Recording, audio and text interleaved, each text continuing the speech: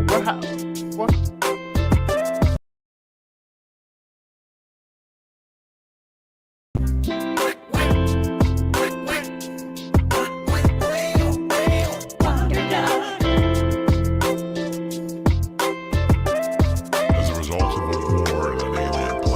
Super battle suit is discharged into space, changing the life of one hapless duck and transforming him into a hero called Wonder Duck.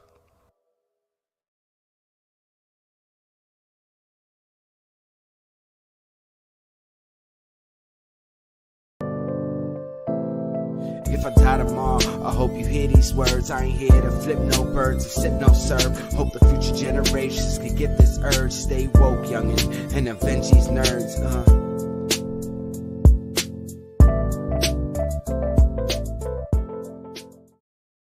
What's up, everybody? I do apologize for that. That was a tech issue because I got a new setup I'm trying to get used to. So, I mean, it's a spoiled already because we have the man himself on the show, George. What up? Hey, George. What's going on? What's going on, guys?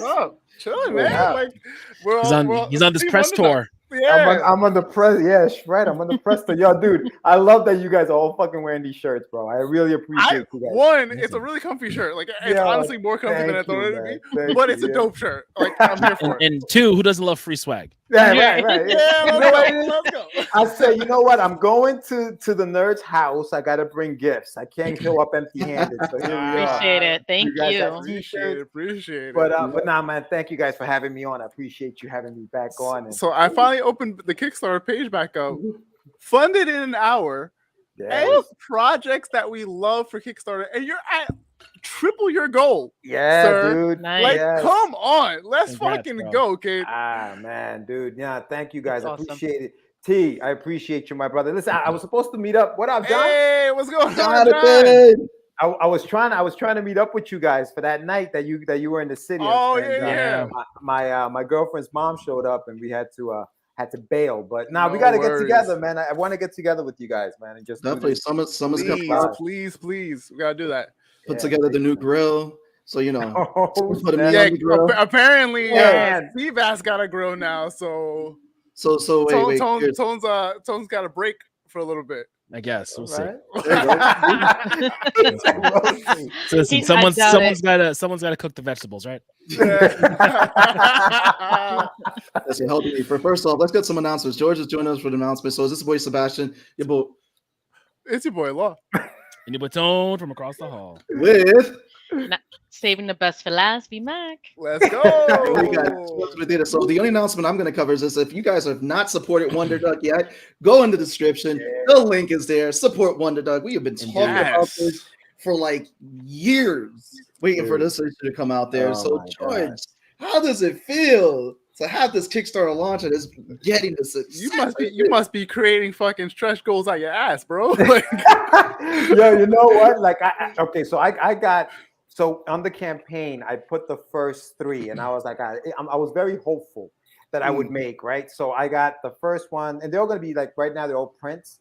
I'm nearing the last one, which is this one right here. It's this guy right here. It's this print. Nice. Yeah, this was done by Hector Rodriguez. there we go. Hector That's Rodriguez dope. and Sean Lee. That's dope. fire. It is so cool, bro. So this one is the last one to be unlocked. But what I'm doing is, on every show that I'm going, I want people who are watching make sure that you subscribe to the channel. And if you pledge while I'm on the show, you get this included into your swag bag even before it unlocks. So Awesome. This could be yours tonight if you just pledge. But you got to make sure you sign up. You got to make sure you subscribe to the channel, and that's important, man. We got to help the channels grow. So make sure that you subscribe to the channel, pledge, and then physical tiers, and then I'll send that out to you guys. So even before it unlocks. So that's going to be part of what we're doing. Oh, we lost one. Guys, make sure you send me those screenshots that you subscribed. Come on. Yo, like, Yeah, this has to be an awesome feeling, man. Like, Dude, I'm checking numbers, man. You're at 264 right now. If I see 265 in a pledge, I'm counting. See, we were at 50 before Val joins the show. Now we're at 260. She's like, yep, she brings a charm to the show. Me, I just bring the old man beard. There you go. And Law, to answer your everybody. question, bro, it's surreal, man. Like I honestly, like, you know, you work on your stuff, and because you put a book out and everything, like you work on this thing and you really don't know what it's going to do, and you just throw it out there and hope for the best. And obviously you do your work, you do your campaigning before, your strategy, you think you have everything going, and then you just say, hey, vaya con Dios, what will be will be.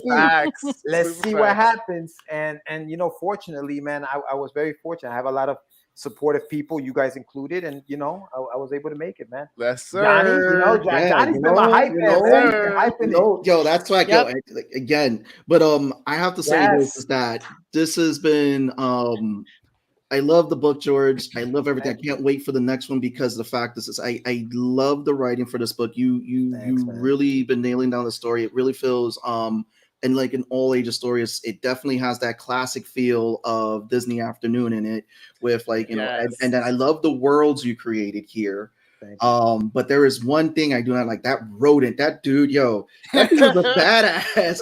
I was thinking that comments. That's why he is a rodent to me. He's like, God damn it. He's like, I got no morals. You have like a really good villain who have a very punchable face, but the rodent.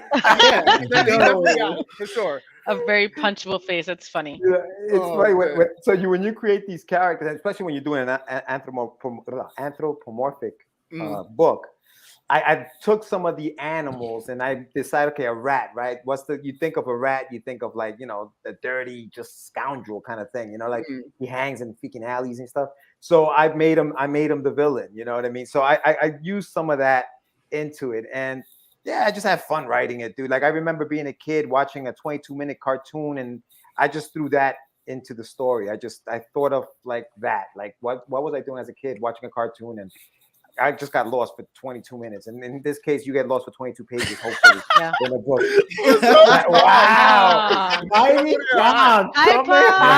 The hate never stops. stops. Leave Chris Pratt alone. That's my buddy. Yo, Chris Pratt. He hates Chris Pratt, right? He is not a fan. That is hysterical, man. But no, I mean, it's so, and it's funny too, because again, you're also the letterer for the comic I'm working on, which thank you for that. And you were like telling me how much you love one of the characters. I'm reading this. I'm like, dude, I love a lot of the characters you created. And just, I mean, the main character, Wonder Duck, there's this guy out of his life that you really captured that and everything. I was like, dude, it's just fantastic how he went from this to being a superhero. You could still capture that, that superhero where it's like, he's still questioning it, and you really capture that perfect. But again, that rat is punchable. It's almost that like how Jordan or like almost like the Flash, like when they first get their powers and like, what the fuck is happening? But like, sure, I guess I'm the guy now. Like whatever. Right. Yeah. I love the part with the Leo lion when he's trying to jump off, and he's like, no, I'm just here for the cameras. I laughed so hard. That was the other guy that had a punchable face. I was like, yo, come on, bro. Stealing my shine. Get out of here. 15 minutes of fame. He just wanted to be in the cameras and stuff. He was like, you're flying too fast. How the cameras supposed to see us? The fact that it was a lion, I thought was very, very funny to me, because they want it's the center stage. I thought it was really funny. He's the king of the jungle, Mm-hmm. But it's little guys like that, like characters like that I want to just start injecting them into the story and then bringing them in later on for future, episodes or stories. Just start building that kind of like that cast of characters that stay with you hopefully, and then you're waiting for whenever they come out again. Mm-hmm. So, for those of people out here who haven't watched the creator series that we did with George, go watch that creator series. It's second creator series. Second, right. Like the 2.0 that we did. Please go check it out. Right. It is literally one of my favorite episodes we've done. And for those who don't know like your story with Wonder Duck, like let them know what's Wonder Duck. Like give us your origin story with Wonder Duck and how you created it. Give us the deets. Yes, sir. So, I mean, as you guys read the book, so you obviously know, like, a lot of the influence was the Disney Afternoon, right? And I know Darkwing Duck is like the obvious one, right? But it was more so DuckTales that really did it for me. It was, and I've said this before, but it was a character called Gizmo Duck that inspired Wonder Duck, and I wanted my own superhero duck. And so I said, you know what? I'm going to create one. I'm going to call him, Wonder Duck. But the funny thing is that when I went to copyright the name Wonder Duck, they wouldn't let me have it. I think that like back in 1949, Marvel's got a duck called Wonder Duck. And so I couldn't do it. So I had to copyright the adventures of Wonder Duck, which is why the book is called that, just because I couldn't get the the copyright. But that's what did it. It was a Disney afternoon, man. It was just watching those cartoons and saying, you know what, I want to do my own thing. Because as much as I loved Disney when I was a kid, I never wanted to work for Disney. I never wanted to be, you know, any of their animators or any of the writers or what. I just wanted to create my own stuff. So I created this story for that reason. Of course, when you're 13 or whatever old I was when I created it, you know, you're just copying. It was a copycat. It was nothing original about it. It wasn't until I got a lot older that I started injecting the worlds, you know, creating the different planets and adding the different stories. You know, Duke Dolby, the Clark Kent of the story, he's an out of work duck. Like he used to be an actor, and now he's out of work. And it's funny because I add other things, like for example, the T-shirt he wears, that little T-shirt with the dude in the T-shirt, is a comic book that I'm working with Jonathan, with the buddy of mine, Jonathan, called Street Journal. And that's the T-shirt he's wearing. Is that T-shirt actually does exist? So like, if you wanted to get the T-shirt, you can go to my website and buy the T-shirt. But so he's wearing that shirt because he played the character in that movie Street Journal at the time. So I kind of bring those two kind of worlds in together. And you know, as a creator like this, you can do all those kind of things. You can just go crazy with that stuff.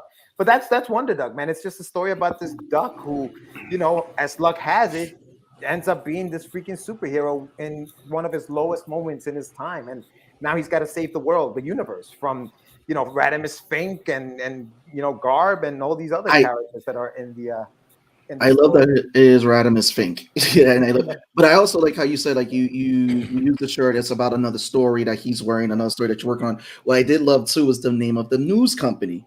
Don't know, Mass Media. And when I met you, it was Mass, which was the studio that you guys were doing. I was like, dude, that's such a beautiful callback right there to everything that you guys put together and all that. It's funny because at the time when I was writing this thing, I didn't know what an Easter egg was. I didn't realize I was writing Easter eggs in the story.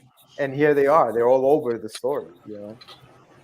But, awesome. Dude, this has been fun. Like as I was reading it, I immediately was like, this is what my little brother is doing now. Like, this is literally like he creates like a bunch of comics that are heavily influenced on other comics, and then he just goes, I don't want to do that because their stuff is okay, but my stuff is gonna be better. And he just runs with it. Yeah. And I'm like, I gotta just put this in his hand and be like, You're gonna be. This is where you're gonna be in a few years. I got you. Yeah, do it, man. Just do it. Like, just write. And that's the thing. When you're a kid, how old is your? He'll be 11 this year, I think. Yeah, fearless. The kid is fearless. He has no fear right now because he doesn't know about subplots and you know, and all these other things that, you know, character development, all that. He doesn't know about those things. So I speak to my friend on Eva all the time. Ignorance is bliss, bro. He's just create mode. Let's just create. And some of these characters may not make sense when he's, you know, 25, 26. But right now, dude, it's his world and he's just playing in it. And that's the beauty of being a kid, bro. And I think we've gone away from that stuff. The older we get, the further and further away we are from that kid. And so I want to bring that back, man, with some of these comics. As much as I love some of the stuff that we talk about and some of the things, you know, that we watch on Netflix and the hardcore stuff. I think that there's also room for this, like, you know, little kid stuff, you know, kids. Yeah, kids to be kids. This is definitely, even if you're not a kid, this is like speaks to your inner child. Thank you. Absolutely. Yeah, no, I remember. So I was listening to you guys in your launch party, and like one of the big things was like getting this out to the kids, and I believe one of your pledges was donating some, correct? Yeah. So could you talk about a little bit about that, and like, you know, what you want to do, what you envision, you know, this comic book and working with younger readers? I partnered up with a non-for-profit organization called Comic Books for Kids. They're based out in Chicago, and what they do is they send comics to kids in cancer centers and hospitals, just kids who are, you know, going through tough times and they just need something to escape. So they send comics and toys and things like that to these kids. So I hooked up. Mark Wise is the gentleman who runs the organization, and I said, "Hey, Mark, let me send you a PDF of my book. Just read it. I want to make sure that it's cool. You know, that it's not something that you may say, maybe the kids ain't got." So he did. He loved it. He said, "Yeah, dude, let's do it." So So I put together a campaign called the Wonder Kid tier, right? It's a Wonder Kid tier, and basically what happens is you pledge to that tier, and for $35, the kids get 5 books sent out to the hospital, and then you get a book. So as the pledger, you get a book, and you get to choose from the 3 covers. So this is the main cover of the book, so you get to choose from that one. Hold on. We gotta put you solo layout so we can see it. So you get to choose between the main cover. Then I have an homage cover to issue 300 of Amazing Spider-Man that my buddy Joe Holly did. Nice. Yeah, he hooked it up. So Fire. Joe Holly, Victor Claudia, they hooked this up. And you also, or you can get to choose from the cover that I did. I haven't freaking drawn anything in years.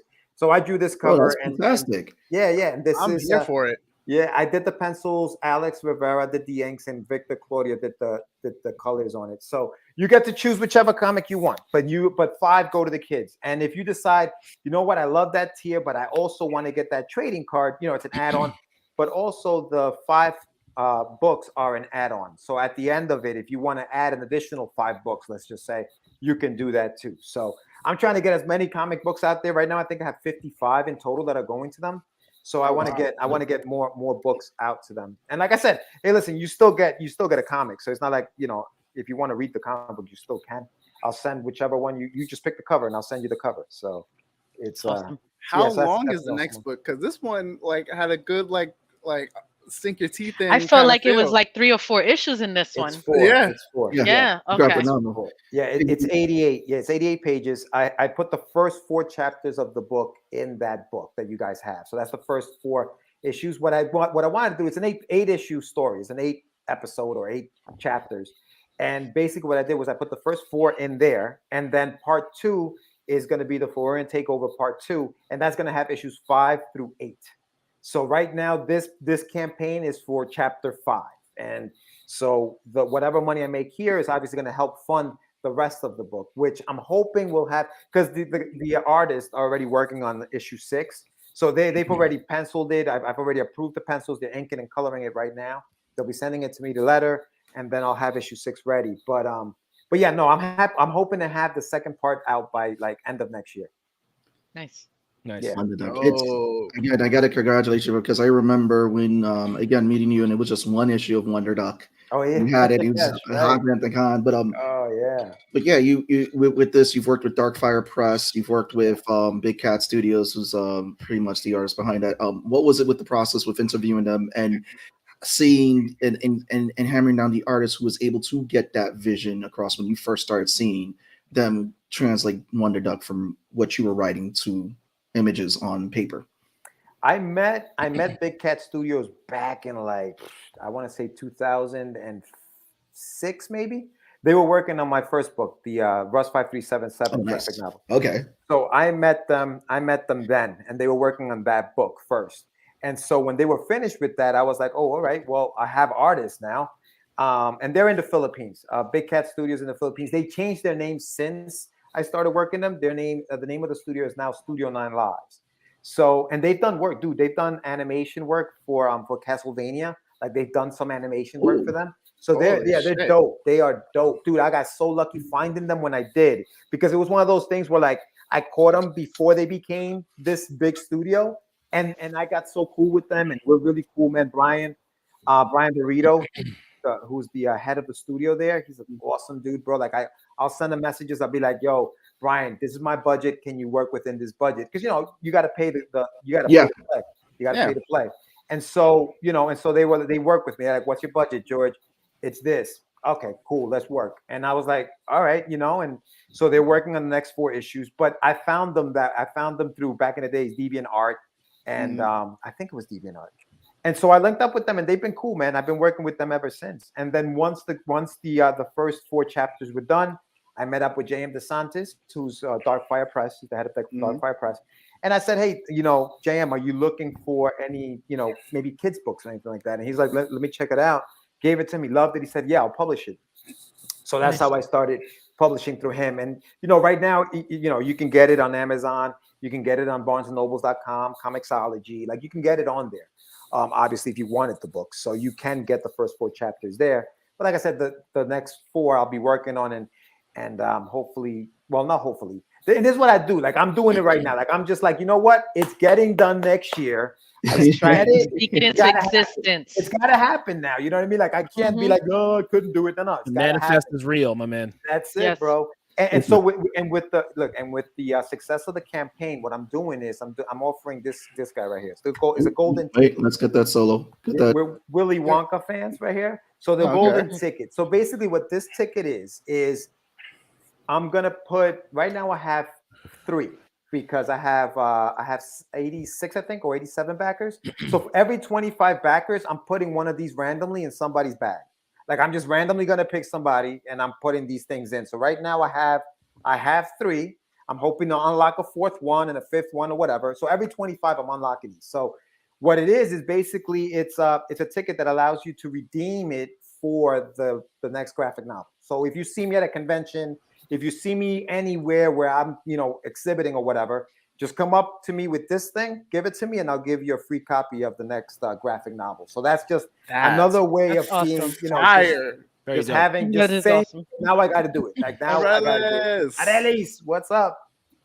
So yeah, so that's what's happening with that. But that's how I met those guys, man. And it's been quite a ride, dude. And you guys know, like, you do your own stuff, and as independent artists, you just got to keep doing it, got to keep working until something hits. You gotta, but I think it's cool too that they, like you said, they've worked with on Castlevania, so that's like dude, in for the book. Yeah, no, they're awesome, dude. They are so good.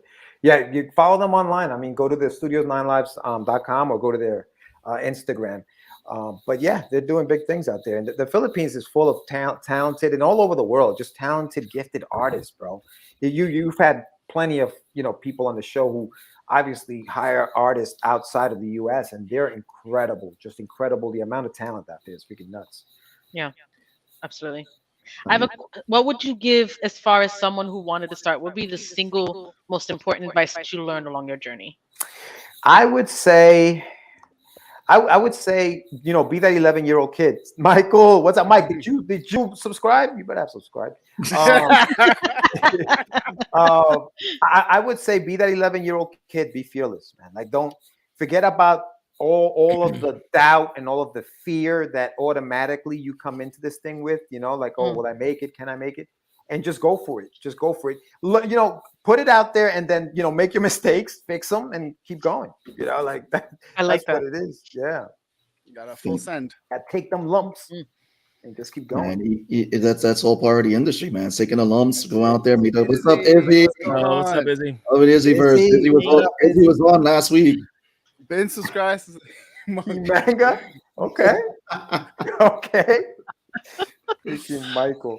Oh man, there's another character I really want to talk about who he's a little punchable, but he was fun. So he was another fun character that like you talk about the agent right there. Yeah. How did you come up with the concept of this guy, Desi Foxton? Yeah, I basically so all right. So this is nobody's asked me this, and I haven't thought about that until now. Did you guys remember the show Entourage on HBO? Yeah. Yes. Yeah. Ari Gold. You guys remember Ari Gold? Everybody remembers Ari. That's who I was thinking when I created That's great. Desi Foxton, minus the cursing and the crazy language. But that's what I was thinking, because I was like, okay, if Duke is an out of work actor, if I threw in an agent, that would be kind of cool. So I threw in Desi, and I called him that. He's a fox. Fox are sly, they're quick, smooth talkers, right? Yeah, that's what I saw as his personality. So I called him Desi Foxton, and here he is. He's a super agent to the stars, and he just wants to, and he thinks that I represent actors, but if I represent the superhero, now I'm in business. Now that's big money. So that's where Desi came from. So that's where Desi Foxton comes from. Love it. I love it, man. So how much of this story was created when you were that 13-year-old kid, and how much of it is you now creating these characters or these worlds and the storylines? A lot of it is 2006. So I created the character in 1990, and I know this because inside this book, you'll see drawings that I did from back in 1990. As a matter of fact, I'm not going to show it on the screen because I don't want to spoil it. But yeah, so Yeah, so I have a drawing here from 9/9/91. Like I would date my drawings back in the day. I don't know. I was thinking, okay, one day this will make it into a book, I guess. And so I created them. Yeah, that's one of the designs. But it started back in 1991. So 9/9/1991. That's when I started. That's when I created the look of the character. And then I went back into the story like 16 years later, whatever it was, 15 years later in 2006. And then I revamped a lot of it. And I added Dr. Muse, the creator of the suit. And I added Emperor's Under. And I added all of these other characters. I added them later on. So a lot of that was me as an older person just saying, you know what? That was trash. Good job, little man. But now I'm going to try to do it this way, But yeah, no. So that a lot of that stuff, it's recent things that I added to the story as recent as 2006. And obviously every time you write, you're revamping and you're changing and you're learning and so you're moving things around. But for the most part, those first 4 chapters was from like 2014 was when that first or 2009 was when the first few books came out. Do you have any of your old designs of Wonder Duck when you first came out with the character? And will we ever get to see the character? It's in the next issue. So that's you're saying shut up and take my money, right? That's what you're saying. You're asking too many questions. Why do you play? No, that they're in there, dude. They're in there. I drew them, and dude, I found them because I used to keep these like these old sketchbooks, but I used to call them like yearbooks. And I used to put everything that I created in the year of 1991 was in that book. Nice. We are still featured Wonder Duck this Thursday as part of our. Oh, thanks, man. Yes. Thanks so much, awesome. Izzy. Appreciate you, man. Yes. No, Izzy's dope, man. I appreciate that. But I used to put these books together of like yearbooks, and I would create. You're a little kid, you're just playing, so I was creating characters every freaking day, like. Just every day I would be drawing something and this is a good story for this. So I would have like the character, who they were, what their story is, and I'd put it in this book and put it away. And I'd be like, I'll work on that later on. And Wonder Duck was one of those characters that later on, as 15 years later, I was like, you know what? Let me do something with this. And so he came out and here we are. We're talking about, Wonder Duck. Can't wait for it, man. I'm loving it, George. I mean, I'm proud of you, man. Because again, you've been killing it. Again, over there. Because everybody knows, one half of Catch the Craze you did. Again, you guys came out with Catch the Crazies. Yeah. But with Wonder Duck and then Russ, like you have a huge catalog. How does it feel, man? It's like George trying to be the businessman in the business right now. You would be here with this full catalog, guys. You have a huge catalog under your belt right now of books that you have come out with. Yeah. Either you come out with or you've put your hands on because you've been working with so many people at this point. Yeah. You know what's crazy? Like okay, so I've been doing this, dude. I'm an old man. So I've been doing this. I started doing this stuff since 03. 03 is when I started doing a lot of this stuff. So when you think about 03, it's almost 20 years, dude, almost like 19 years. Sometimes, and this is this is the indie in you sometimes, the imposter syndrome that creeps into your mind sometimes. It's like, damn, 20 years and I only have 3 books. And it's like, nah, dude, like, you know what? Then I had to think to myself, dude, you know how hard it is to create these books with all the 9-to-5s, you got to work, you're not doing this, you're not making money doing this stuff. The doubt that creeps in, your mental health. It's tough to create, dude. It's tough to create because you're constantly questioning, why am I doing this? So to have this kind of stuff, dude, I'm proud, man. I'm proud, and there's no shame in saying that I'm proud of myself. You know what I mean? Like sometimes we got to give ourselves some props. And I'm not the type of person to like pat myself on the back. I don't like doing that shit. I'd rather just get the work done and let the work speak for itself. But sometimes you gotta say to yourself, dude, good job, bro. My back would go out. Pong. Yo, Pong. Jesus. I love you, Pong. But yeah, dude, it's been crazy. It's been amazing, man. And I'm hoping to do more. I have like more stories. Obviously, we always have stories that we're working on. So I'm hoping to have more stuff to put out in the next couple of years or whatever. But that's the thing too. People don't know this is that anyone who's looking to create a comic out there, George is for hire as a letterer. Oh yeah. And again, you also and so. And not just the creator of Wonder Duck, you are a letterer, so that's what I'm saying. You've gotten to touch more than just your books. You are out there. Imposter syndrome. I'll be honest. Imposter syndrome is just a little speck on your shirt. That's it. It doesn't even exist for you, man. Yeah, but I get it. But again, it's like with Wonder Duck. So you said it's with 8 issues that you're coming out, 8 chapters. let me ask the question now. Is there any thoughts of any type of spin-offs, looking at additional characters, building a whole maybe universe? A girl duck.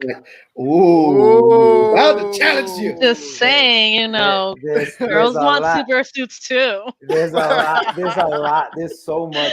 So in the next chapter, well, okay. So again, I'm writing this like I would watch a cartoon. So cartoons have seasons, and they don't end. So there are stories that I wrote, obviously, that haven't been drawn yet. So yes, there's plenty of stuff that I'm still thinking about. I gotta, that's a great idea. You know, we saw the Thor trailer. We saw the Thor trailer.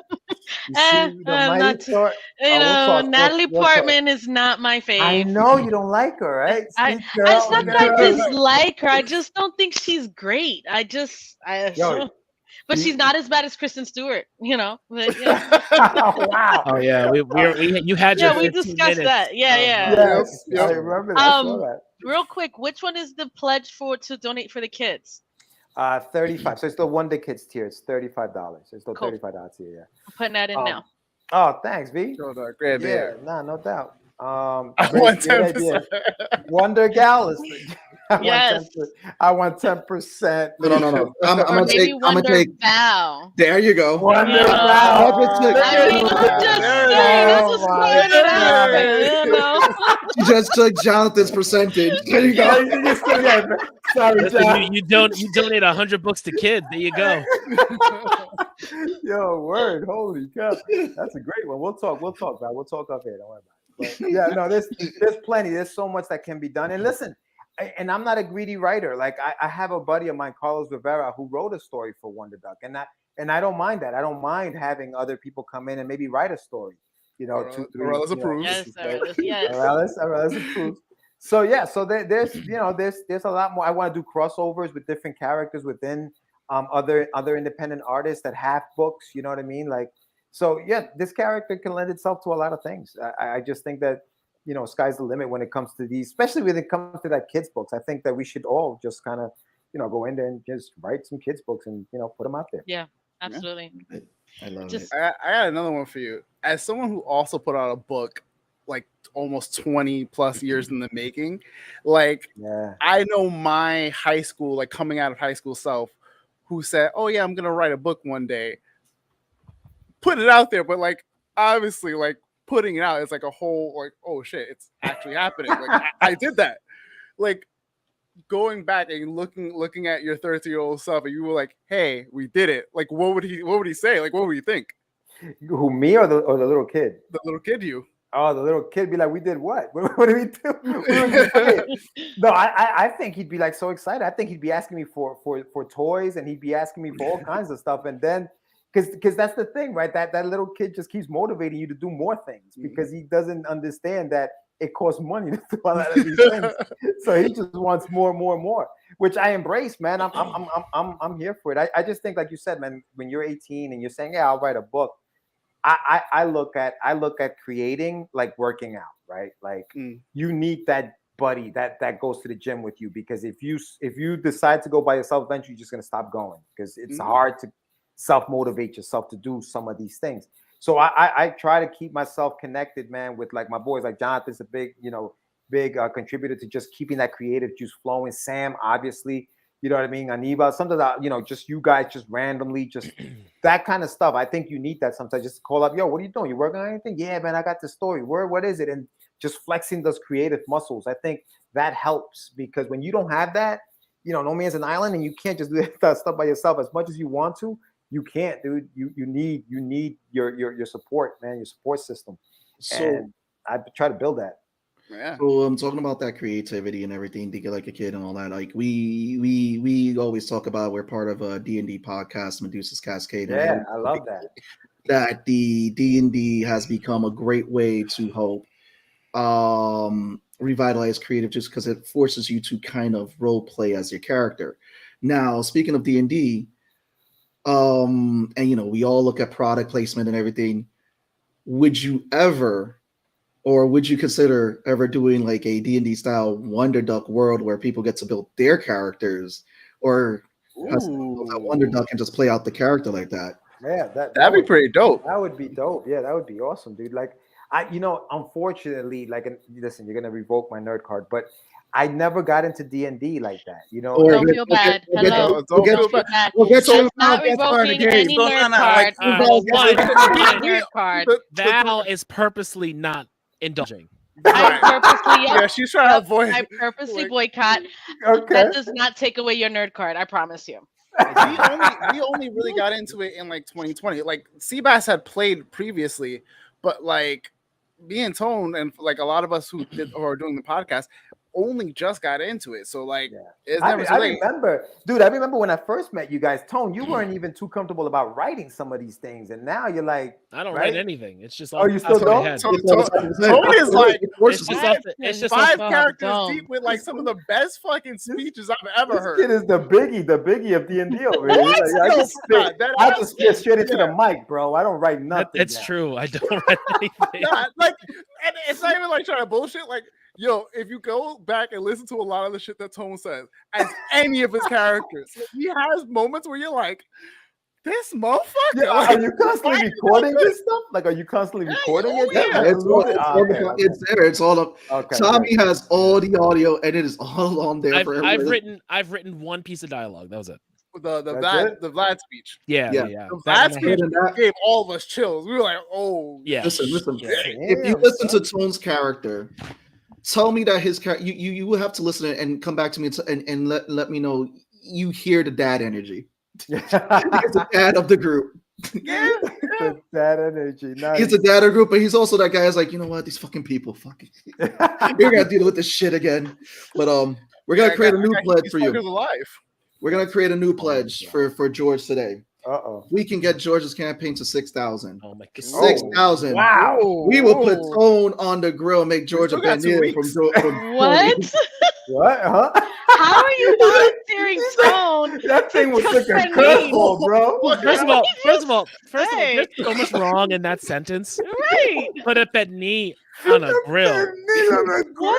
We're just gonna remove him for a little bit. Let him think about what he just said. Now. What? Jesus. Like, what is he doing? He gets a grill and he thinks he knows what he's talking about. I don't understand. I don't know. Give the guy some fucking propane. So why is he volunteering you? He volunteers Tone all the time. We have the episodes to prove. Oh yeah, I get volunteered all the time. I get volunteered to barbecue. I get volunteered to bartend.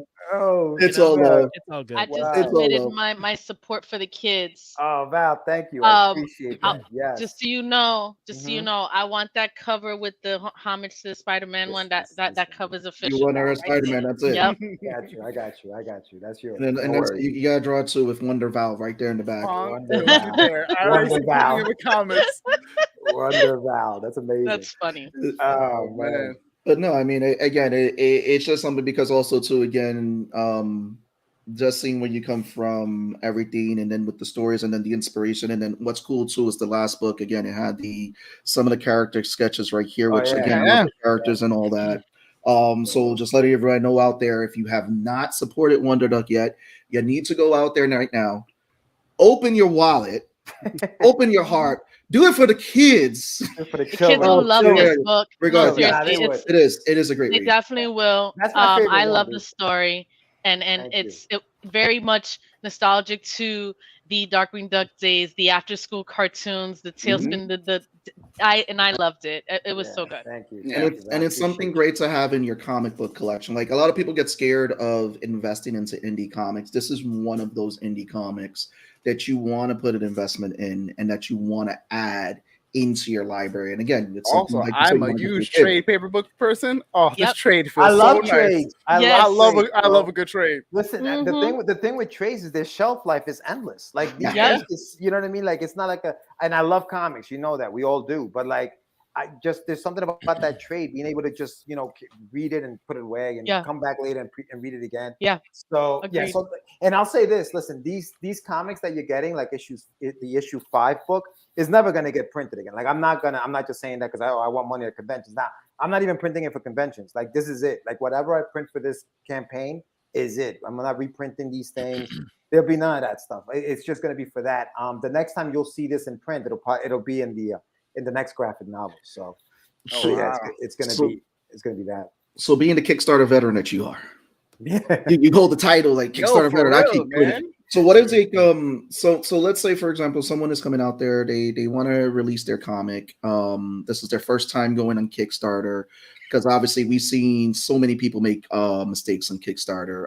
What is the advice, the do's and don'ts that you actually want to lay out there for those who want to dip their toe into the Kickstarter waters?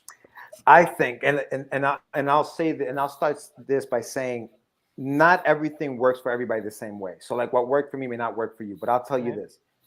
One of the things that I think is very important is to have your finished product. Don't collect money if you haven't finished it and you're saying, I'm collecting this money to finish the book. Because what happens is that artist that you contracted, right, and you thought was going to work on the book, now decides he got another job, I can't finish that book.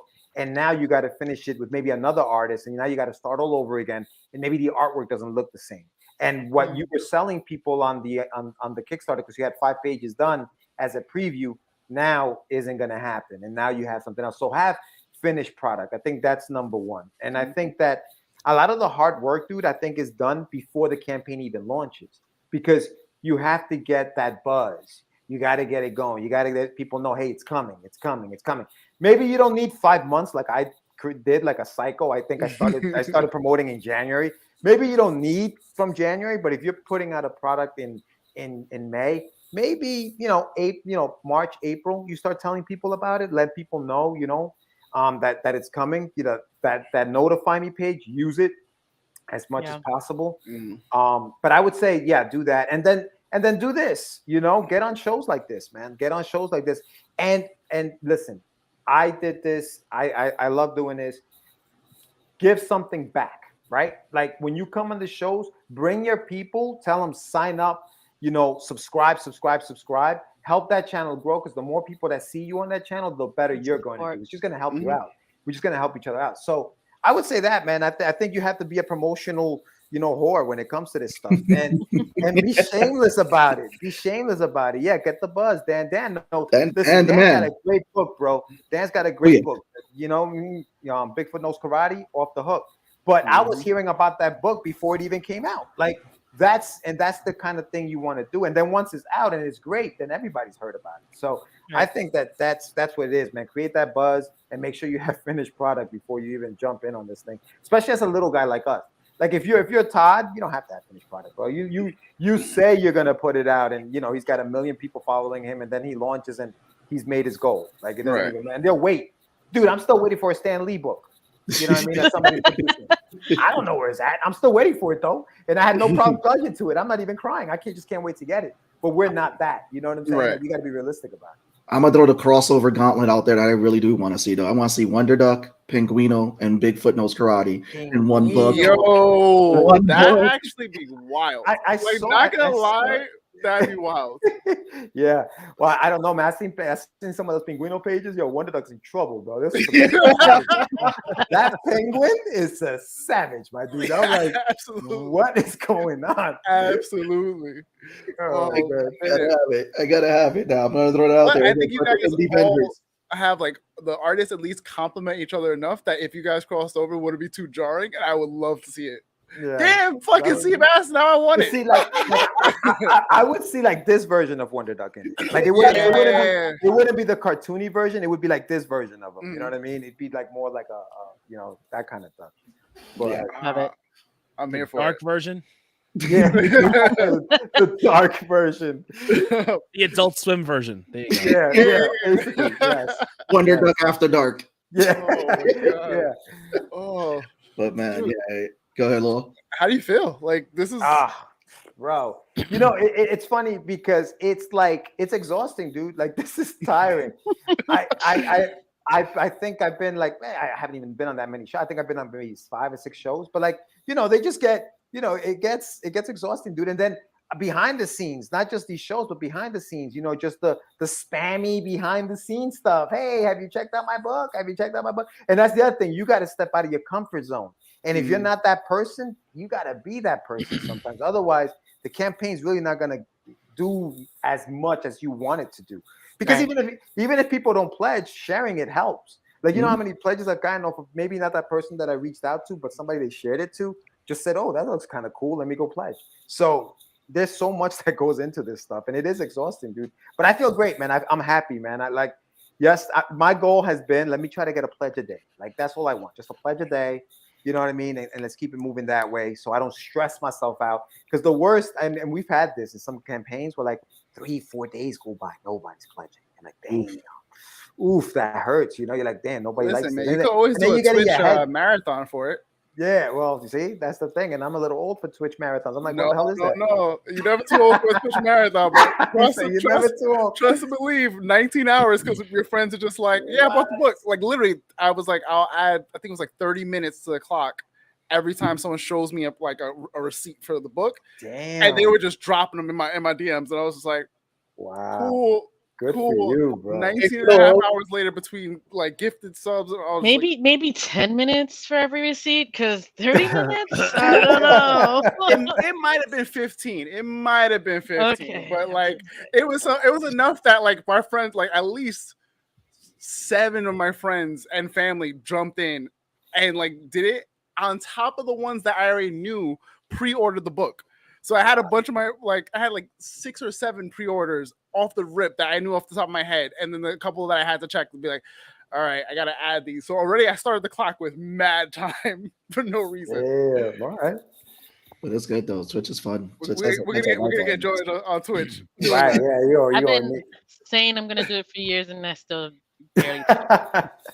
So for those who are joining us, please go in the description. The link is there for the Kickstarter. Absolutely. Subscribe to Wonder Duck. Order Wonder Duck. Put your pledge down for Wonder Duck. Again, you want to add this to your collection. Get the Wonder Duck. Get it now. So we have one more stretch goal, no? Yeah, where's the next stretch goal? Come on. Yeah, well, that's the thing. Like, now I'm under pressure. I don't have one right now, but I will get one. I promise you. Right now, this is the one that's still unlocked. This one right here. So if you pledge to it now, though, you can get it. But this one's still unlocked until we reach 4,000. So once we reach 4, then I'll unlock that one, and then I'll have to think about what the next one is. So if you have suggestions, we're gonna have Bodega Duck. That's it. Bodega Duck. Damn. Yo, my man's out here asking for change. The multiverse. He's gonna break down Malta and shit. Come on. Oh my god. He just wants a self-insert duck character. He wants a Seabass character. Don't listen to Seabass's idea. Listen, I can play this game too. Peking Duck. Oh my god. No, but yeah, it's again with the Kickstarter. But yeah, man, I don't know what we can cover Wonder Duck. What else can we throw in there, George? Come on, man. I have some stuff. Like I do have stuff that I'm thinking about, but like the thing is, and everything's been happening so fast. Like I wasn't gonna do the whole, this thing and all that other stuff. But like everything's been like, going in, even for like the 100th, like if we get 100 backers, I'm gonna add like a, some kind of sticker or something. And being that my birthday was in the month of May, and I'm a Taurus, and Garb the Bull, he's a bull. I may be adding a sticker for Garb the Bull to everybody once we reach 100 backers, things like that. So, there's different things. Yes, it's my man, the Cypher, that dude. Are we gonna? Or I really want to see where that fight ends. That's why I'm like, this Friday, expect a big drop. Yo, like the fight, you're like, all right, this is gonna be. This is not. This is gonna be a problem fight. Yeah, it's gonna be a problem. He actually in issue 6, you'll see the rest of it because it's 12 hours before chapter 5. So you'll see the fight in the 6th chapter of the next graphic novel, in the 2nd chapter actually, because it'll be the 8th. But yeah, no man, it's been fun, dude. Like I've had a lot of fun with it. It's like I said, it's nerve-wracking. You don't know what's gonna happen, but once you're in it, you're in it. And June 1st is the last day. We're gonna have a show. It ends at 8:30. So we'll do more fun stuff. We'll raffle off some more things and stuff like that. Maybe we crash the show. Listen, victory lap, man. Smile and wave, victory lap. Yeah, I may do some tank tops with the Wonder Duck logo on them. And I'm working on more t-shirts and things, t-shirt designs and stuff like that. I really like the what I did with the card, like the trading card on it. Mm-hmm. So that pose and stuff like that. I have like, obviously we have the hollow foil sticker. Mm-hmm. Ooh. That's cool. Yeah. So that's one of the Awesome. pledges in there. So I have that. But yeah, no, I'll be adding more stuff. I mean, I just didn't think that I'd be here so fast, and I'm grateful. I'm not. But yeah, dude, I can't. No, but it's a testament to it because, like, again, for anybody who's never met George in person, George is an awesome guy to talk to in person. I love talking about comics. Very stand-up dude, and everybody again who's even been in the chat that you see that's been popping up, who you've had on your show, you've built awesome rapport with people, but it's because you genuinely do care about the connections you make. It's not. It's important. Yo, let me tell you something. People can be annoying, dude. Like you know this. We all know this. But I love people, bro, and I love people because we're weird, dude. We're strange. Everybody's strange. Listen, I have issues with trust. I'm gonna say that. All right, I trust no one. Right. My book, my Rust book is a lot of that stuff. Believe nothing kind of thing. And I expect nothing but for people to F things up. And that's the fun of people, bro. They're gonna mess things up. But I love people, bro, because they're so interesting. Like, they're interesting. So dude, when I make a connection, like you guys, dude, I love talking to you guys. Val, you're freaking off the hook. Like, I just love talking to you guys and just vibing and seeing where we go. Dude, that time, like, I don't even know you guys that well, but when you send me that picture of that barbecue, bro, it was so disrespectful, but I loved it. I freaking loved it. I was like, that's my kind of humor. That's when you're eating the Burger King, right? Yo, bro. Yes, yes, you son of a. But that's my kind of sense of humor. And that's when I knew these fuckers are cool, bro. I'm gonna send them my greasy freaking bag of Burger King. Can I just tell you that because we're all in the group chat, I'm watching Tone do it, and I'm just like, yo, right? I'm like, I can't. Listen, I'm here for it, but no one else is in on the joke other than you guys. I'm just saying. I know, Val. Listen. Oh yeah, we're gonna bring Val up to speed. Bendito. I'll share the screen. Bendito. You had to be there. You had to be there. I had to be there. It's all right. Long story short, we had a barbecue for 4th of July at Tone's, and George was like, "Yeah, I'm having Burger King this and third," and so it was like, "Oh, that's a shame." I just showed it. So that's an asshole move. I've ever seen in my life. He takes a picture of the meat. It sends it to George. I take a picture of Tone taking a picture of the meat. All on the right of me laughing. I was like, y'all both dickheads. I had nothing. I sent them a picture of my empty greasy bag of Burger King. That's what I sent back with the receipt. I think I paid like $5 for that meal. I was like, this is fucking stupid. Great. It was good. It was just out of love and all that, man. It was just like, just a testament to when we all get together, we're gonna be grilling. Yeah, it's good. I love it. And this is what you get. Like, even when you do conventions, this is what you get. You meet people, same-minded people. You go out there, you have some fun. There's always that bad apple. You know what I mean? But you ignore that and you keep it moving. That's all. It's not a big deal. I'm not gonna let anybody rain on my parade. But for the most part, everybody I've met, and every connection I've made, they've been good people, man. A lot of support. And that's the thing with the indie community. For the most part, we want to support each other. You know what I mean? We do. We want to support each other for the most part. There are, like I said, those bad apples, but for the most part, it's all good. Support Val's art. Get her back on her art. Val, I want to see more. Get it together, kid. I think George knew me on Instagram before he met me on the show. I did. Yeah. I did. Yeah, I need to. I have been so off, even on my own page. It's just, I don't know. I'm trying, guys. But not for that, Val. You're funny. You're fucking funny on Instagram. It's funny, but her grand be out of pocket sometimes. Yo, isn't it great?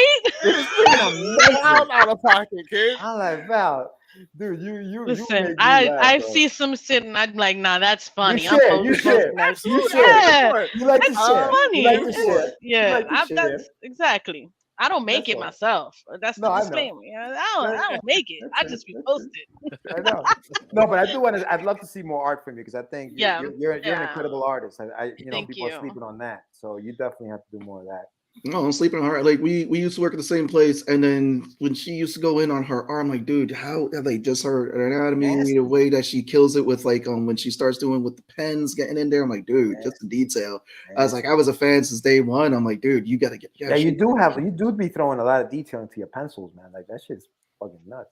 It almost looks like it's therapeutic, isn't it? Like it used to be for me. It's hard now where I have so many other just life daily distractions. My 9 to 5, and it's hard. It's hard for me to stay motivated or inspired, and it's one of the things that I struggle with every single time I try to sit down with a pencil in my hand. And it's like, I don't know. I haven't been able to pass certain hurdles. Yeah. Question for the panel. When we're in that like creative, because we all like for the most part are creatives. And we do a lot of our work as creatives. Some of us, most of us. But like when we like, what does it look like to do it for just ourselves? Like for me, when I pick up a camera now, I almost go, oh man, I just want to do it for myself. But I'm also going, damn, this feels like work. Like I wanna get back to that feeling of just doing it for the sake of doing it.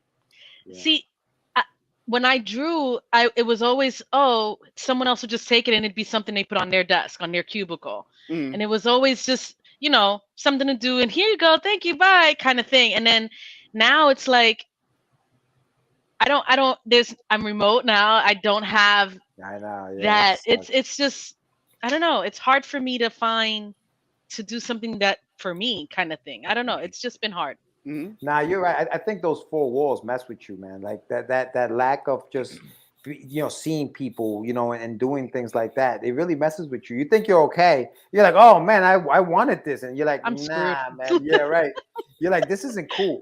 But no, man. To your question, Lo, I think for me it helps to have multiple things going at the same time. Like if I'm writing different stories, you know what I mean. So if I get stuck on this one, I go over here and work on that one. And I wasn't doing that before until I got stuck on one story, and I'm like, yo, it's never gonna get done because I just can't get past this hurdle or whatever. So I just started writing something else. But I think with artists it's a little different, man. Like I don't know, you guys can speak on that because you guys are artists. But when it comes to writing, I think I'm just writing multiple projects at the same time and trying to keep it fresh like that. Yeah, I don't know how to just do one thing. It's very hard for me to just do one thing. I hear you. I was gonna say that because like for me, it's like I either get hyper focused or I get very defocused, and I'm like, I gotta try to switch right back because it's like I at least I recognize that when I'm not focused, and I'm like, I gotta get. And then the other thing too is like when and I hate to say it, when you're working on someone else's project, and when the business stuff gets involved, that tends to be how do you call it? Something that just makes you start to not focus and all that when the business stuff doesn't work towards the way that you want it to. I love but don't get me wrong, I love working with people who when there's a lot of really great creative input in there, and it's like you make magical stuff with people, but it's like some people have to understand when you get to the business stuff, there's sometimes you gotta handle it. But also too, what's helped is Jake Parker. Emma Watson. Wow. I think he meant Kristen Stewart. I think he meant Stewart. He was Kristen Stewart. What do you mean? You said Emma or Watson. Natalie Portman. Yeah, I'm over her. But, I was gonna say Jake Parker helped out with the fact when I met him at Comic-Con, and he was like finished and not perfect, and it was actually getting to speak with him in person at Comic-Con. That also helps with a little bit of motivator. I like Emma Watson. What are you talking about? I think he meant somebody else. Yeah, I think he meant Kristen Stewart. But probably. I was gonna bring this up for Seabass and George, because you guys have worked on other people's projects. Is it hard to make the transition back to doing your own personal stuff again, afterwards? No. or even in between, where you're like, I'm doing this for whoever I'm working with, and then you're like, I got my own thing to do. I have to switch headspaces for this. You know what it is? I'm like Mark Spector, bro. When I'm working on my love it.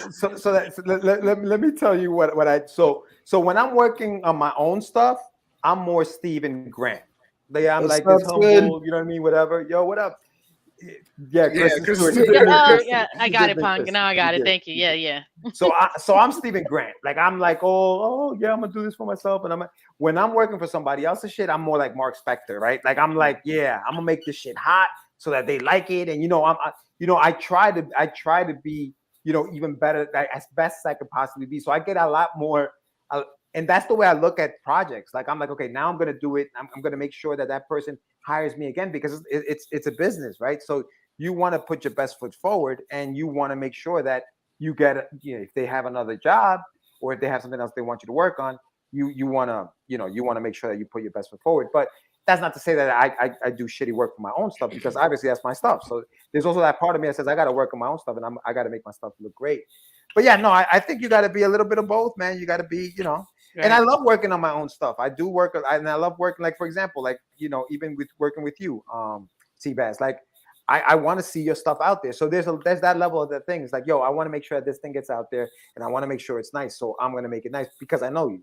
But even if I didn't, like, if I'm getting paid for something, you gotta do the best you can. Yeah, like, it's your name on it. It's your name, exactly. It's your name, dude. It's your name. you got to be 100% on what you do. Like, even like when I do fan art, which again I want to give Sid a shout out for being there, because I got to draw his character for a game. Inner critic. An inner critic is loud, man. Very loud. But no, you regardless of how it's like, and I said, like, the business stuff that gets, you still want to give 100% in what you're doing. Yeah. Oh, yeah. Because whatever you're doing out there, your name is always, like how Joe said, it's always going to be attached to it. So like, for example, if stuff falls through with the project, at least this way you still have something that's building a portfolio piece, because you can take that piece now and show it to another person who you want to work with, which you may have a greater relationship in working with stuff and all that. Or it's like, just a learning piece in terms of learning new techniques. And it is tough sometimes too, of working on other people's stuff, because you want to make sure you get their vision across. Mm-hmm. And that's where it's like, a lot of times you got to put yourself on the background, because, okay, this is not my project. This is someone else's project.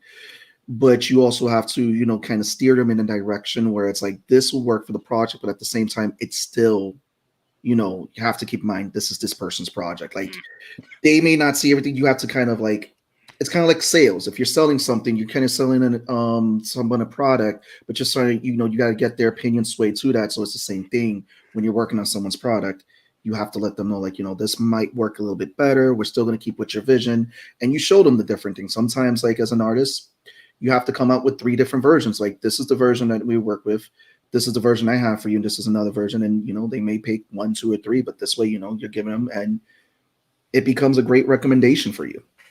But yeah, it's always fun sometimes to work on other people's product. And when they give you the full creative control, then you get your vision out there, like, oh, wait, you give me creative control and stuff. And that's when you have the fun and when the magic happens right there. That's yeah, that's true. It's always fun when they just give you the key. It's like, yeah, do whatever you want. It's like, what? Say word? Say what? Well, yeah, I think I would panic more there. Like, really? Me? No, you got to tell me. But what's tough? It's tough when the person who's hiring also doesn't know the industry or doesn't know too much about what they actually want. So now you're like, now you got to guide them through as much what you know. You know what I mean? It's like somebody's asking you to do, whatever, whether it's a cover or draw something or create something, and they're asking you to use a pen, and it's like, let me start with a pencil. Let me start drawing this with a pencil. I'll throw the inks afterwards. And they're like, no, but just use the inks now so we can get it done faster. No. Let me do it this way. You know what I mean? So that it's done right. Approve it, and then I'll throw those inks in there. Because once those inks are in, that's all you're getting. There is no going back. So, and that's just the dumb example. But it's you know what I mean? It's like sometimes you have to kind of walk some people through what the process is that you're going to be working in so that they understand. And it's that communication. And sometimes it doesn't always work out. It sounds easy, but because we make it look easy does not make it easy. And patience. You have to have patience and coffee. Patience and coffee. That's what you need. Patience and caffeine is very high. Patience and coffee. Listen, that needs to be a t-shirt. I can make that happen. There you go. It has to be like level bars where like your patience is here, scale. But the caffeine's low, and it's like, wait, nope, gotta readjust. I'm at scale. I'm at scale. Speaking of Ahmed, did we all see that She-Hulk trailer? Yes, we did. And why? How does Ahmed lead to She-Hulk? Listen, it was a perfect Marvel segue. and We will see. Baz will always find a way to transition. But it wasn't a good one. Listen, we never said it was a good transition. He said we know, But he will find it. right? He will find a way. He will find it. 6 degrees, but like you don't go through the process, you know. We did see the She-Hulk trailer. Yes, He's please. here for it. I thought it was. I'm excited. I honestly, this is a character that as a kid I loved. Strong woman. You don't see it often. Other than Rogue was obviously my mutant pinnacle for me, but in seeing She-Hulk, it was just she was smart, strong, confident, and I'm really excited for this series. My only gripe, and I think I was talking a lot earlier, is she looks very animated. I'd like her to look more realistic like Hulk does. Hulk really looks like Ruffalo, you know. So I'm hoping they fix that. I think I have a reason for that, because I think, well, what I know is that they're most likely using the rigs that they already built for Hulk and Abomination, which is why they look much more realistic than She-Hulk, where it's like they had to build her rig now from scratch, which I think over time, as we get more of the character, they're going to flesh out her rig more, the 3D rig that they built for her. Because it's like the rig they're using for Ruffalo is definitely the same rig that they used in the last Avengers Endgame movie, which is easy when you're a 3D artist. You can transition that rig, and I'm excited to see where they go, because we know that we're definitely going to get more of this character, because it's already loving what we see with the trailer. It says from the trailer they captured the fun of She-Hulk, which was what the comics gave you, the moments and all that, the connection between her and Banner. We see that there. They gave a lot away, but they did it. And this was a proper teaser trailer. It's like, okay, I'm feeling good for this series. She may inspire me to draw something. Maybe. There you go. There we go. Let's go. The next thing I do, She-Hulk. I think that'll work. I didn't expect to see so much Hulk in it. Like I didn't realize that they were using so much. I do. They have to at first to establish the relationship into the MCU world, especially for the fan base that does not know their relationship. So I think that's why you see more of him. I don't think he's going to be a huge staple throughout the entire series. Hopefully, maybe 2 or 3 episodes and nothing more. I know when they were talking about it, like him, Abomination, and her were like the main 3 when they first, like when they announced it, like I think like 2 years ago. It was like Mark Ruffalo or Jessica Walters, whenever the hell we get her, and Abomination are going to be in it, and then they're going to pepper in everybody who's also going to be involved. Yeah. So we'll see, and we're getting like 9. I think it's like 9 episodes or 8. Is it? It's a long. I hope so. Oh yeah. Wow. And I'm excited for it. I'm hoping they do her justice. And the other thing too is, like they said, this will probably be their first comedy show, because She-Hulk was a fun comic. It had a lot of laugh moments and all that, and I think that this is the perfect show. Before Deadpool did. Yeah, oh, really? She did. Yeah, she did. She was always like, my life's a comic book and all that. She really kind of embraced that in the books. That's the speculation. That's what everyone's like. Yeah, they said that, Matt, because of the whole to work with him at some point or another, and they also have some form of relationship at one point or another. If I recall correctly. Don't quote me on it. I could be wrong. I mean, we know he can take a hit, so we know True. Yeah, but I think we're gonna get a lot. Like they even captured the fact that she embraces the fact that she can turn into a Hulk, which is something they did perfect in the comics. She was all about that. Like, I'm a fucking She preferred her Hulk persona over who she really was. It freed her more so. Her inner inhibitions, things she wouldn't normally do. She was more confident. She was just a stronger character, and she would be in her Hulk form over her. Like, Hulk was teaching her how to hide it and how to not do this and how to not do that because it's so bad.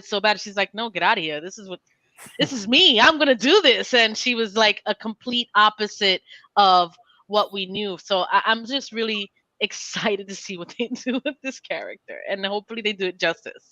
So yeah, I know I said that before, but because I'm happy about it. I thought I saw like an ode to the old Hulk TV series with her eyes turning green and then her turning a little bit. Yeah. Oh yeah. There was like a little bit of that in there, which is kind of cool. Like I like that they're bringing that back like that. I love that whole scene just there again. Like I said, they gave you a lot, but then they didn't. This was like a proper teaser where even when like he had in the chambers, like, this is gonna kill me, Bruce. It's like, no, and then she just like gets mad and rips off the door. Like, hey, not now, wait. It's like, hey, bro, you done fucked up, kid. She takes her version and then makes it so much better. I think he ends up learning about himself through her and how to be able to manage his other persona. So you know what I like is, well, for me, I never read the She-Hulk comic, so I like going into shows like this without reading the comic because I was at my local comic book shop and the owner loved the Moon Knight comic, and he hated the show. He's like, the show, that's not what the comic book is. You know what I mean? So I think when you're so in love with the property and then they put it on the screen, you scrutinizing everything they do. Like, that's not it. That's not right. That's what happened to me with Venom. I'm like, if there's no Spider-Man, there's no Venom, bro. Like, you can't sell me on this Venom movie. I don't care. I learned a long time ago because of the Fox Sony doesn't count movies. Don't get me started now. I'm just saying. Listen. I'm just saying it doesn't count. And while Listen, Matt Reeves got it right. I'm just saying. No. The adaptation or argument, like saying that's not my character and all this other stuff. Like, there's a difference. Like, when you're taking something and literally adapting it 1-to-1, then it's cool for me to be like, this isn't it. Like, if I'm watching Invincible seasons 2 and 3, and I'm like, obviously you're gonna miss some things, but like the main plot points are there. Or when you're doing The Boys, like, we know it's an adaptation, but we know it's loosely based and they're doing what they gotta do. Like, when they're upfront about it, I think it's fine. Versus like, it's like we're taking this character and we're bringing him into the MCU, whatever. We're bringing it into the MCU and like we're gonna morph it to fit our narrative because we've been doing this for 10 plus years now. So we're gonna take the elements that you like, pepper them with Easter eggs, and then, I mean, if you're expecting a 1-to-1 adaptation at this point from the MCU, it's just realistic. It's not realistic. No, it's never gonna happen. Like the character personality, the core. Different times when a lot of these characters came out, it don't correlate to what it is today. And then they didn't have a lot of the rights, so they have to make it work for what it is today. I like what they've done so far. Yes, could things been different? Sure. However, it works for what it is. And I'd rather have something different than seeing what I already know. And I've learned that because of what they've done to my mutants and crucified them in movies. But I've learned to accept for what they give me. It's not supposed to be the exact same. Well, it's also too like how people are upset with the whole Wanda arc. And I've been like, don't get me started. You hated that? Well, no, I loved it. Everybody loved. No, this is why I dropped. This is why I drop on all those haters. I'm like, I know. First of all, you haven't read comics, and second, you don't know about Avengers Disassembled. Yep. They literally pulled that from there.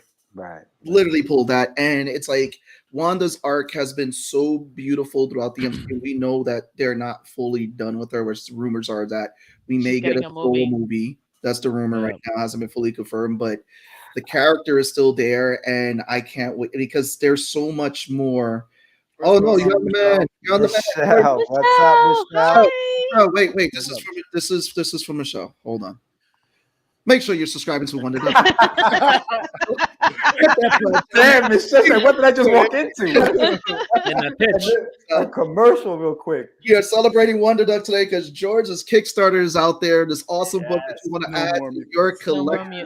Yeah, she says she wants to come back and utter that line. Well, we need to get mutants before she does that. We'll see. I don't know. I don't want her doing that anytime soon. Yeah. Right. Well, let me. We haven't even gotten them yet. So who liked the Doctor Strange movie? Everybody liked it, or you guys? Yeah. I enjoyed it for what it was. Yeah. I have a problem with it. I have minor issues, but nothing that hindered the movie itself. You know what it was? A lot of people coming out of Spider-Man No Way Home were expecting a lot too much from this movie, where it's like this movie is actually still a setup for what they're doing in the next phase. I mean, I think the problem was like it's just the multiverse part of it. It's just like we had What If, we had Loki, we had Spider-Man. And then you bring in Multiverse of Madness. Expected too much. George from the chat. That's right. Yes. So like that's kind of what it was. It's like the expectation of where we got from what Marvel has presented to us, and then what we got here and everything. But so now let me ask you guys this, and maybe you know more about this, because this is what I heard, that America was supposed to be in No Way Home. She was supposed to be the one that opens up the portal, not Nate. But because of the scheduling and because of COVID, scheduling changed a lot of shit. A lot. Yeah. So now we got America in this movie, and a lot of people are like, "Who the hell is this girl?" But she was supposed to have been in No Way Home. Apparently, she was supposed to be the one opening that portal rather than Nate. Which then it made no sense. You mean Strange? You keep saying Nate. No, Nate. The His kid. friend. Nate. You know when he brings in Andrew Garfield. What's his name? That's the Hobgoblin. Yes. What's his name? Hobgoblin. What's his name? I can't remember his name. it's not.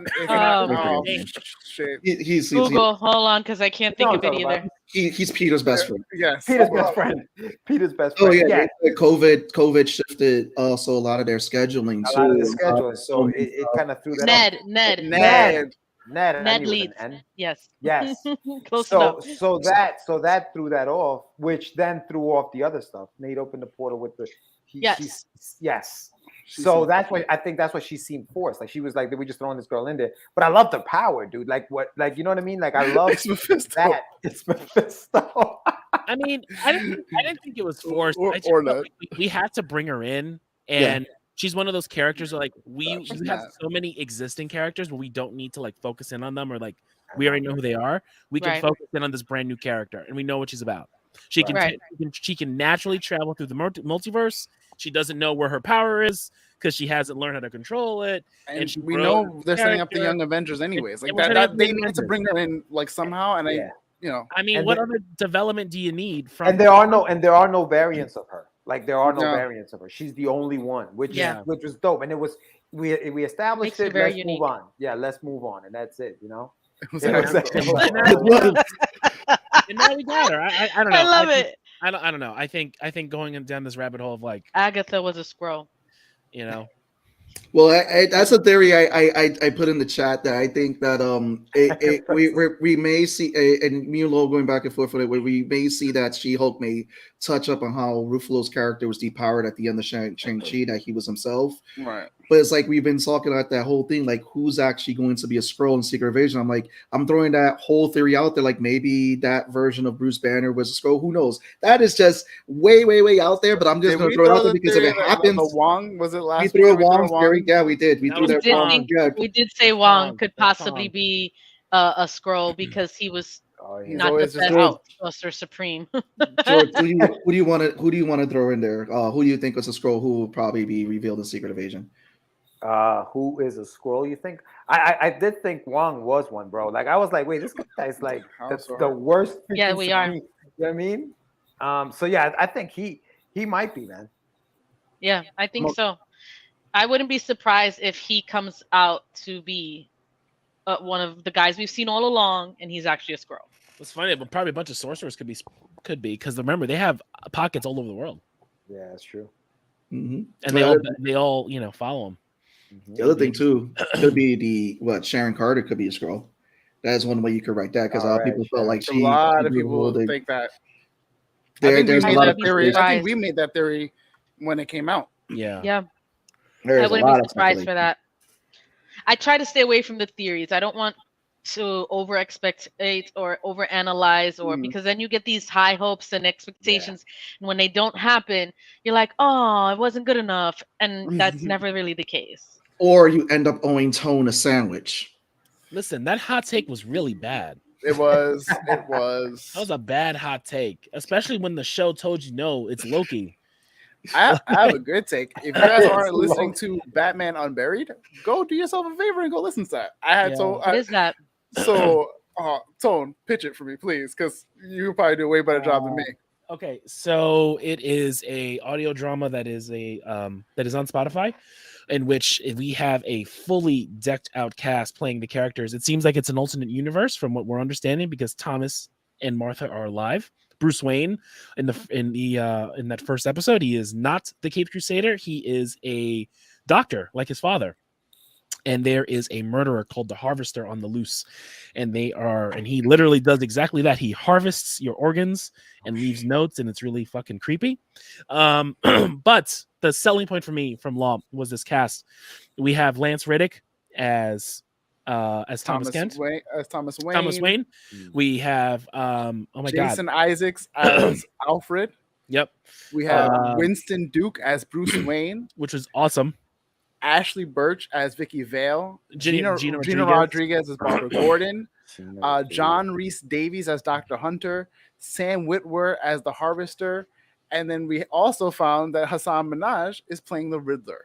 Yep. Bro, Ooh, like that's a great audio. it's been fucking it's really cool. It's really cool. I'll pretend that I know all those people. Yes, wow, that's well. crazy. Winston Duke is in Baku. So I'll give. That puts it in perspective there. I'll give you people that you recognize. So we have Lucius Malfoy. Okay. As Alfred.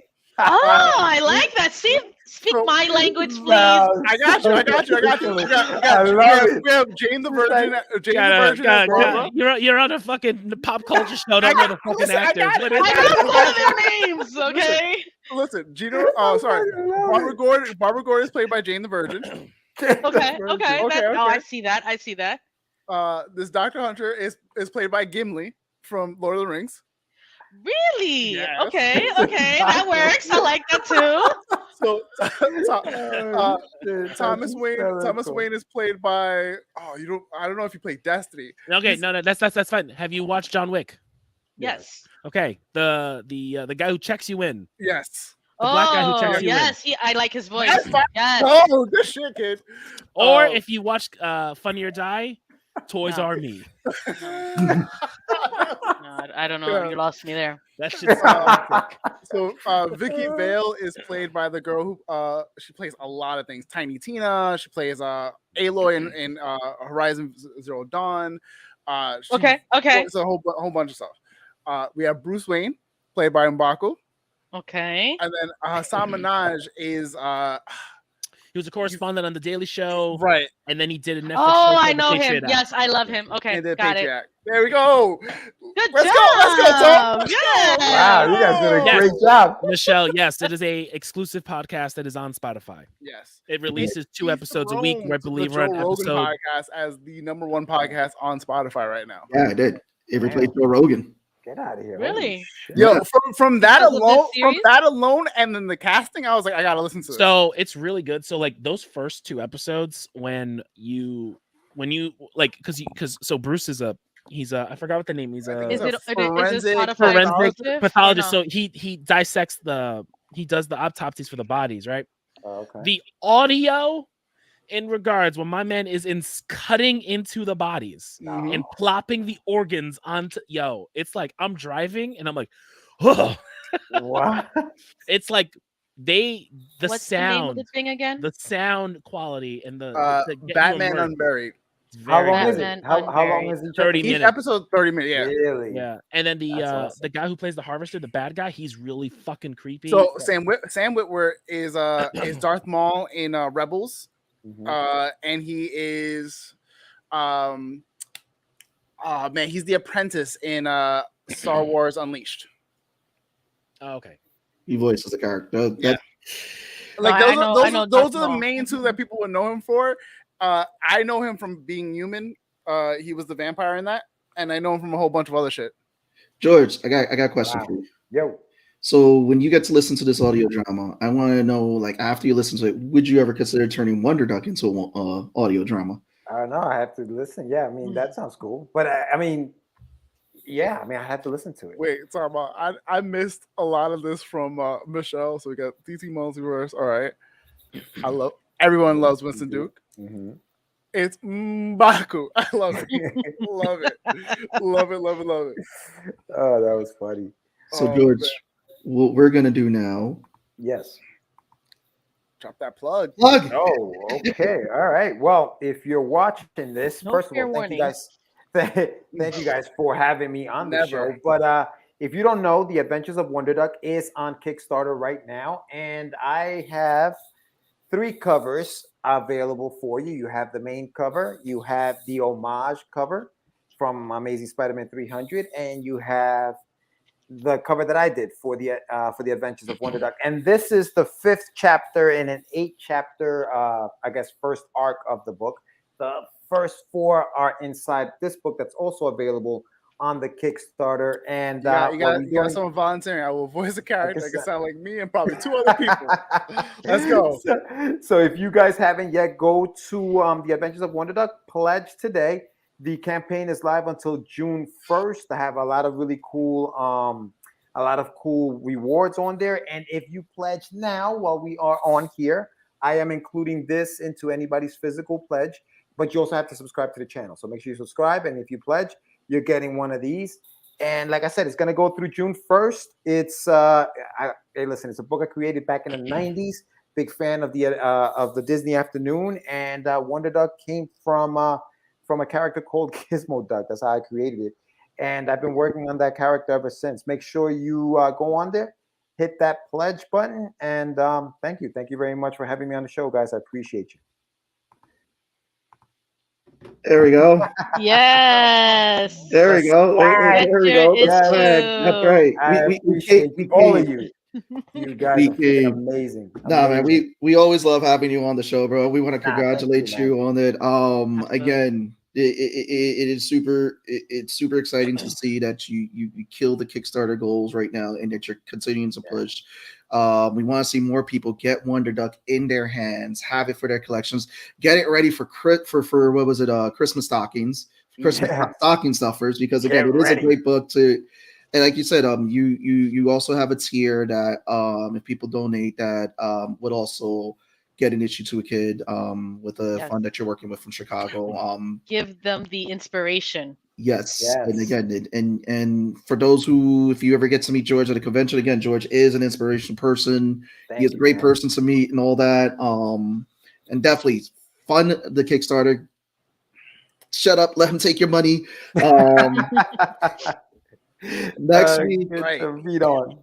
Next week we get to also have Phil Russet on, which we want to thank you for that, George, for the hookup. So Phil's going to come on next week. We'll talk tragedy, and then also too, for those who want to see the Halo coverage, we will be covering Halo all 3 episodes. Not 3 episodes next week. Man, we got Halo. Master Chief fucks. That's right. I was like, what? It's true. Thanks. I haven't watched the last 3 episodes. It was like it was like this whole thing. I was like, I mean, whatever, man. It's cool. I saw the. Everyone spoiled it, and then I watched it. I was like, oh, okay, I get it now. Okay, so I'll get it. I'll watch it.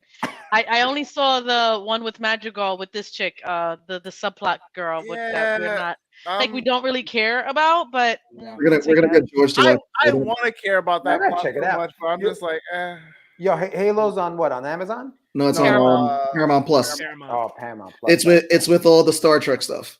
Yeah, that's why I haven't seen it. It's pretty good though. It's pretty good. It's really good. Somewhere. Did any of you guys check out that Green Lantern animated movie trailer that just dropped?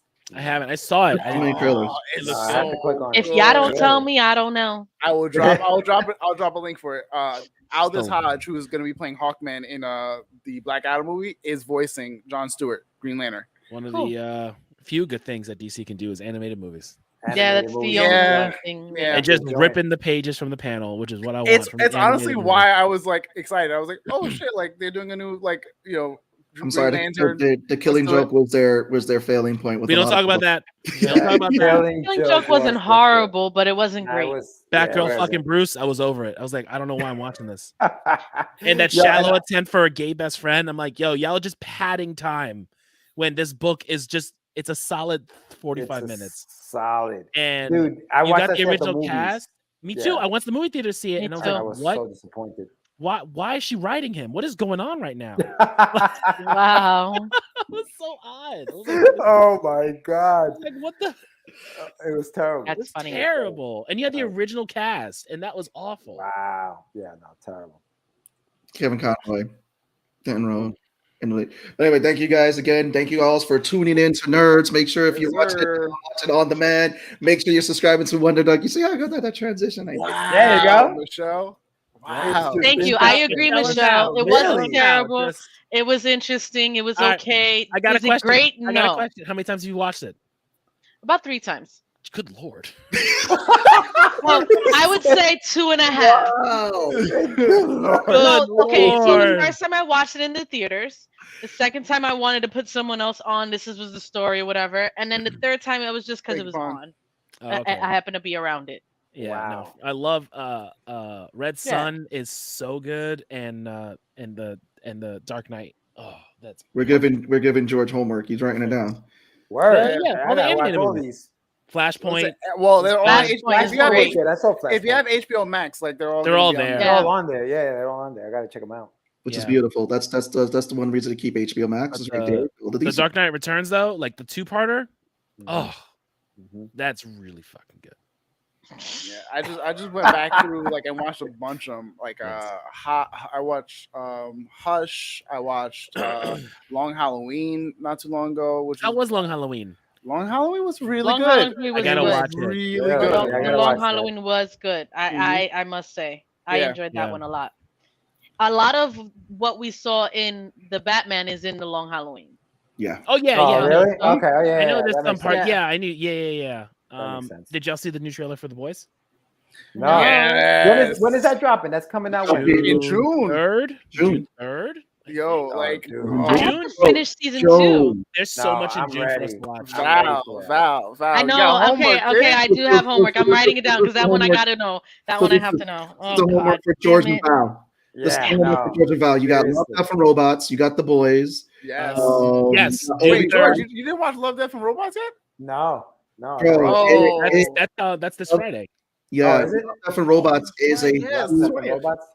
Love, Death, and Robots is an animated version of Black Mirror. It is a tour de Oh, force word? love animation. It's like each story Yo. contained. Every episode, again, if you're a big fan of animation, just love What's Love, Death, and Robots on? Netflix. Netflix. All right. Yo, like, And the episodes are not Seabass, long. back us up because you are the animation expert on the panel. Like, some of the animation looks like live action. Yes, It's that good. that's how good some of this animation is. Is that the Really? like some of them like I don't really want to watch it for in second season. I haven't there's seen him in one- anything else. Michael B. Jordan. There's some animations that are silly, but it's like there's some of the episodes are scary, some of the episodes are very sci-fi, some of them are just very like philosophical. Like there's just again, it's the Black Mirror of animation. Black Mirror, right? Yeah. It's just very self-contained. Watch the first season. The first season the is first really season- good. First season really sets up. What? Second season is good. It's like second season was funnier. The first season just like you had the first episode really sets you up in what you're going to see, and in terms of animation quality, Space Spider is pinnacle. yeah. Yeah. Space Spider is really good. When you see that episode, you're gonna realize when people say space spiders need love too. Okay. That's a good one, and the one with the astronaut is also. Yeah, and then they close it out like that. First season was just very strong. The second season was more comedy based, which is funny. What's going to be We didn't have as many hits for season 2 for our, like when we Michael B. reviewed Jordan it. was good. That was in the second season. The third Just like, season, eh. the third season, we're actually revisiting one of the episodes that aired in season 1. Yeah. So Oh, we that's are? gonna be Got really dope. Yeah. Yeah. Um, The one with the the 3 robots. with the 3 robots. They're coming back. Oh, the one where the robot who would live in the apocalypse. That was funny. Yeah. Episode 2 Yeah. of season Yeah. 1. Yeah. that was- Real funny, real dope. That was So a wait, funny one. the second season's out now, or it's coming out? Yeah. The second season's out now. The Third third season's coming out on Friday. Oh, bet. All right. And And they're short. You can binge them in like maybe a couple hours, like 2 hours. Watching that shit tomorrow. The other crazy thing too is when the first season came out, the trailer for the first season was so in your face that was like, holy shit, this is nuts. It cut that trailer beautifully, and it's like, okay, it's like again, each episode you're gonna want more of, but it's really beautiful contained stories. Man, they dropped this fucking trailer and like we're just like, hey, by the way, we're gonna drop this like in a couple weeks, and we're like, what the fuck? Yeah, well, Netflix was like, we gotta drop all of our content. Oh, and then what was it? Stranger Things. Oh, damn. I'm looking at this shit right here. This man. shit is crazy. You're watching the season 3 trailer? No, I'm just you guys can't see this, but I'm just looking at just that. Oh Just yeah, a little thumbnail of that guy's face.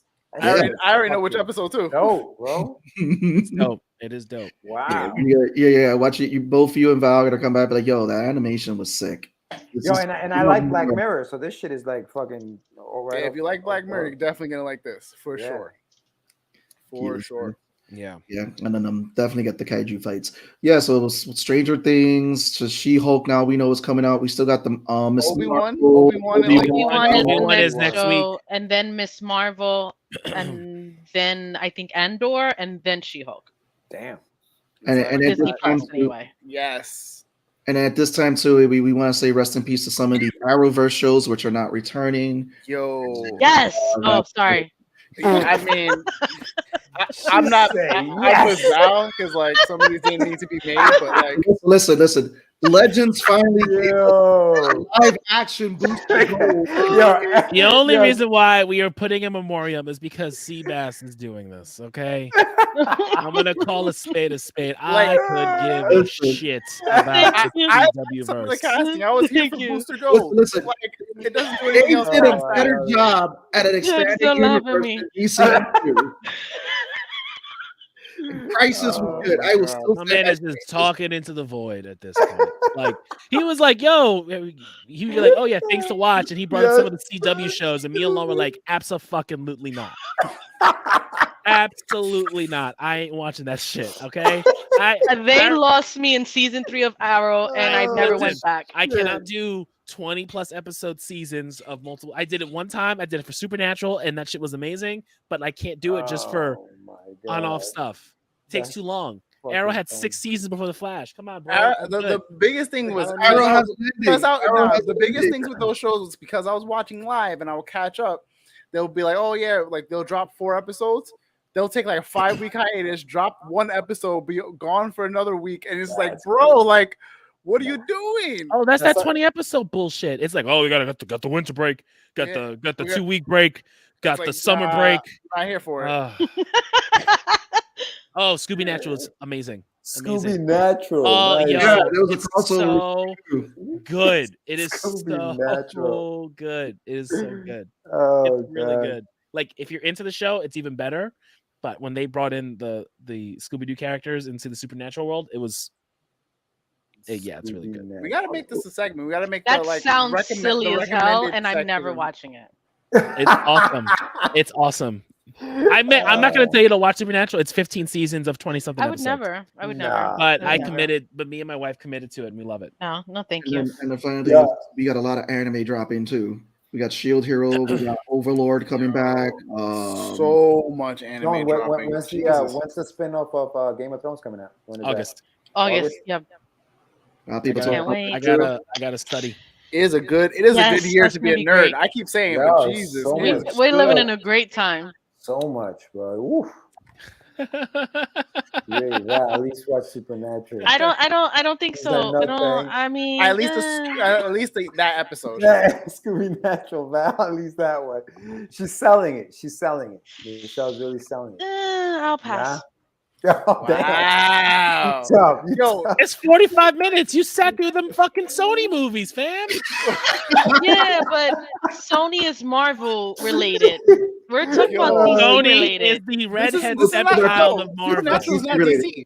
Supernatural is its own thing. Oh wait, you're right. Supernatural's with the 2 brothers. I'm sorry. Maybe I'll do this. Maybe I'll watch. Actually, you're I'll right. watch the Scooby one. Season Nah, 13, what's episode your 16. horoscope sign? Sag. I'm a Sag. Yeah. Most honest person you'll ever meet.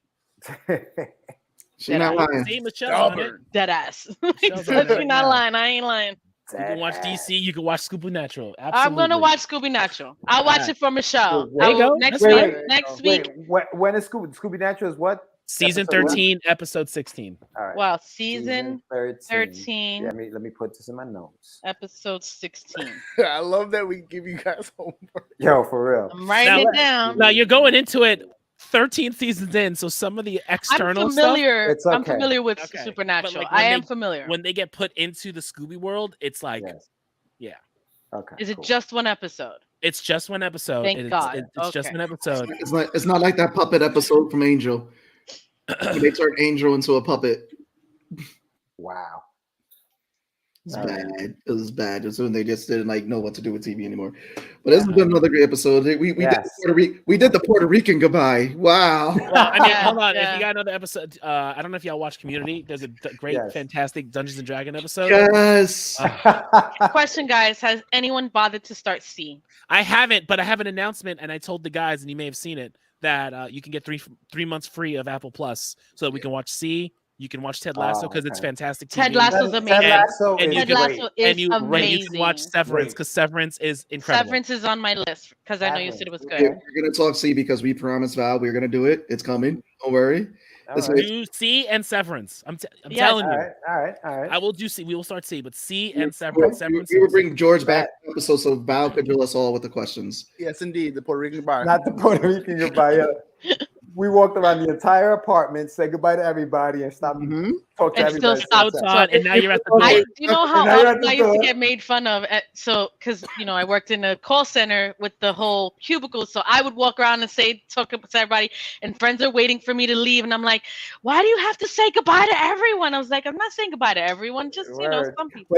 But now you got to go find the kid that's in the room with all the coats on the bed because he's sleeping. So because he was like, "I'm not standing up. I'm going back to the room." You gotta wake him up. Yeah, that's right. I give you another plate.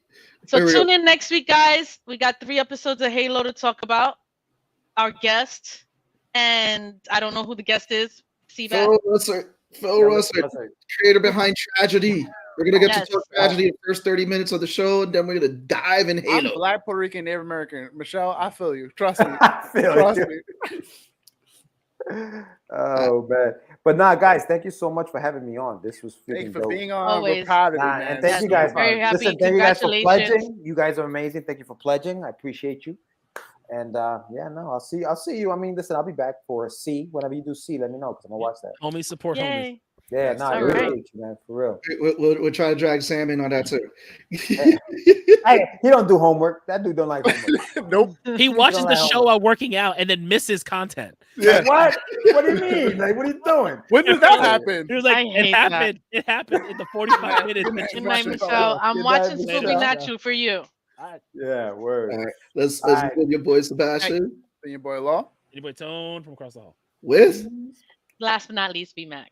Let's go. Play that beautiful B move to 3, 2,